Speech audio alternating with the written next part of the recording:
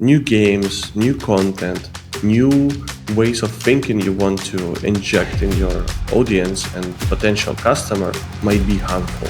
So this is where you need to be able to measure these changes and how they affect the user journey and the user engagement. You're listening to 15-Minute Mastery, a show that empowers you with insights from leading iGaming experts to enhance your personal or business performance.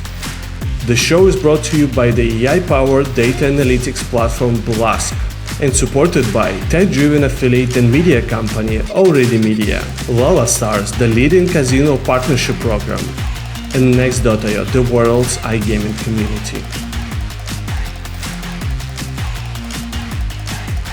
Hello everyone and welcome back to 15-Minute Mastery. Today Dmitry is back with us and we're going to speak about the importance of localization and how to do it effectively to ensure success. Welcome back, Dima. Hey, John. Okay, so let's dive straight into it. Which preliminary research is essential before localizing your offering for a new market? Right. I think previously we had a great episode on the market research. You guys, if you want to dig deeper into that specific, you could probably revisit that one. But I think my answer will be probably evolving from the time to time we're answering that particular question, and it's very closely tied to the market dynamics and the industry dynamics. But I think the research which should be probably done anyway is product offering, right? So how well localized the product is. I'm not only talking about the captions or the language, but obviously the games, obviously the game providers, obviously the markets of your sports betting offering, the odds, margins, etc. So your product in general. The second thing within the product, which I would recommend you to take a look at, is the payment providers and the user journey. If the user journey is very different from what people they used to see in the market's leaders products, then you're not going to fit in. So this is a very important step, because if you start driving marketing and spending a lot of money onto marketing, then you need to make sure that the user journey is well optimized and well balanced. The third thing, I would have called it the operational part of your business is the customer service, how fast you should be replying, what kind of tone of voice you should be using, how the loyalty program should look like. I mean, this is probably the part of the product, but still, I would have put it here as well. The communication format, like, is this SMS, is this WhatsApp, is this phone calls, whatever. So you really need to study the operational environment of your product and the way how it should be operating. So I think these three will probably be my essential pieces before entering the new market and properly localizing it, because I always think about everything from the marketing spend perspective. The moment you start spending a penny on marketing, driving users to your product, the moment when it's not fully optimized yet, you start losing money, right? So having all the key fundamentals set, where you know that you're a market optimized, then this is the right way to go and start your marketing spend. And you've spoken many times before about how many operators often feel inclined to take a template of what's working in one market and place it in another market. So when you do the research, how do you determine which aspects of your product and marketing need the deepest localization when you do enter that new market? I think my universal answer here will be either customer research or market experts. So you need to find a way on how you get a shortcut towards the understanding of aspects like this. So market advisors, consultants, research agencies is probably your number one choice, because these guys, they gathered like years of expertise, and they will be able to guide you through the nuances like this. But probably one thing which I would have done anyway is the customer research, to be able to go to the market and have like a deep dive interviews with the gamblers. What kind of products they are preferring, what kind of brands they're playing with, what are the key aspects people are choosing in a certain operators or not. I think this is probably one of the fastest and the most efficient ways on how to build an assumption of how your product should look like when entering the market, and especially like as you mentioned, going into the very deep dive of a certain nuances like marketing or whether the product localization, like even the game's preferences. So one important thing you should do, and this is funny sometimes because people they think this should be done only once. Okay, you've entered the market, but the reality of a certain markets, Brazil is a great example. The user preferences are changing dramatically fast. So let's say you entered the market just before the start of Serie A season, but then after 2 months, the preferences of the users will change because the market leaders, such as Betana or someone else, are changing their products, and means that the user they found the products and the new updates essential. So now if you don't have them, it means that you're losing the war against the market leader. So you should do that research once using the advisors or consultancies help. Do the market like a deep dive via the customer research, but then try to revisit it at least once per quarter, because you need to understand how the user preferences are changing. If they're changing, then you need to be on the forefront of these changes.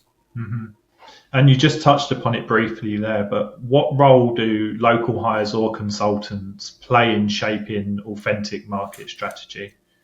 Yeah, so I think if you enter in the new market, it's a must, because you really need to find a fast track towards the market expertise, which you, as someone who, for example, lives in Europe, never touched and seen with your own eyes in Latin America or Africa or Asian markets, right? So you really need to find someone who will be able to provide you this knowledge.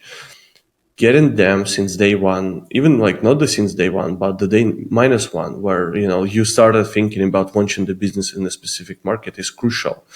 So once you start building up, and once you start the operation, this is where now you are becoming the expert, right? This is where you are getting up to date, relevant knowledge, because most of the advisors or consultants, they used to be the operators in the past. Because if they are now the operators, they don't have like a proper motivation to help you. So this is why their knowledge is more about fundamentals. The knowledge is more about something which might have worked in the past. It's not up to date knowledge, but this is where like a little little advertising here, Blast could help you with giving you the understanding of games, sports preferences, user preferences, and the way they change it. So I think this is where having advisors and consultants is the must, but you really need to be able to change the way you get in market expertise and the knowledge on the way you build a product. And probably for the second phase, this will be building a local team. If this is the white hat market, where you might have a local presence, local company, local office, local team, this is where it's mandatory. Like for me to be able to drive excellence and to be able to satisfy the market needs. But if it's a gray head market where it's very hard to operate, you will still need to find someone who knows and lives and breathes the local market and its nuances. And once you implement those localization aspects, or at least your interpretation of how you should localize, how do you measure the success of that localization in a proactive way that's looking at leading indicators rather than realizing too late before you can make a pivot? Yeah. The answer is very similar to what I gave in the past, like a proper user research and user interviews. So if you were launching the markets, you would have spoken with gamblers who are playing with your competitors because you're not yet in the market. But the moment you start playing, now you need to add more interviews about your own users, right? Are they satisfied? If not, what kind of things are pissing them off? If they're satisfied but there is still room for improvement, what kind of improvements you might come up with? But at the same time, why it's essential to do user interviews and user research of your competitors, because you need to understand what is changing in their user behavior as well. What kind of new features are driving the most engagement in your competitors' products, right? What keeps the user satisfied, retained, and what drives their NPS score. So this is where I think user interviews are essential, but there is a set of techniques which are allowing you to understand the user journey in the product, such as the heat maps, such as the click maps, such as the little analytical tools which are allowing you to fully understand the user journey inside of your products, where they're clicking, where they're not clicking, are they clicking where you want them to click or not. So this kind of researches are crucial. And looking at this from the perspective of marketing, I guess this is one of the hardest pieces to get right when we're looking at the content that's being published, the promotions, and whether the brand you're building is actually connecting with the audience. What are the do's and don'ts with localization, and how do you ensure success with localization and your marketing strategy? Right. So let's try to divide it into two pieces, the product and the marketing. So product wise, I think, if you want to really come up with something new and innovative for this market, you need to be very careful, because sometimes new games, new content, new ways of thinking you want to inject in your audience and the potential customer might be harmful. So this is where you need to be able to measure these changes and how they affect the user journey and the user engagement.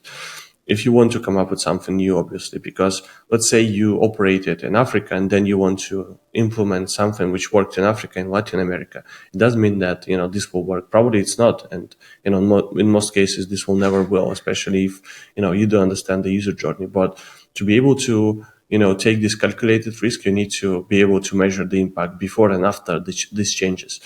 Based on the size of the audience, I obviously wouldn't recommend you to roll out the changes onto the whole audience, but you really need to be able to find a way how to create, these test groups to run the changes and see how, how it works compared to the rest of the audience. So, and when you're talking about the marketing things, I think this is where I would have been the most careful, because if in the market users, they will sense a globalized approach towards them, especially in the very locally proud markets, like we mentioned Latin America many times, but this is one of these. If they will sense and see the globalized strategy which is being implemented in the region, they will hate you, right?